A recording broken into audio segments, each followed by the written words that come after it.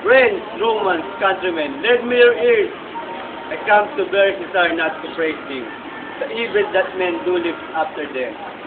The blood is soaked inside with their bones, so let it be with Caesar.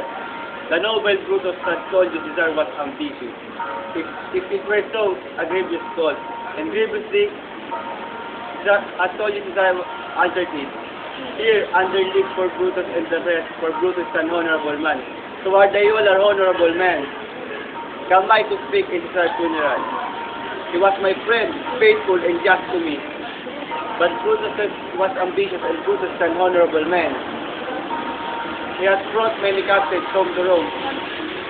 This ransom in the general copper's field.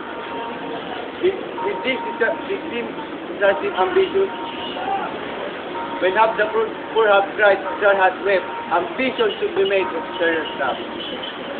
Yet Brutus says he was ambitious and Brutus an honorable man.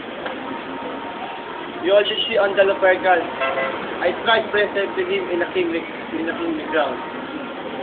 Which he did try to refuse. Was this ambition? Yes, Brutus says he was ambitious and so he's an honorable man. I speak not to disprove what Brutus spoke, but here I am to speak what I do know. You all did love him once, not without cause. What cause we don't to mourn for him? Oh, judgment to our flesh, to Brutus and be, and men have lost their reason. Bear with me, my heart is in the cabin with the Caesar, and I must pause till it come back to me.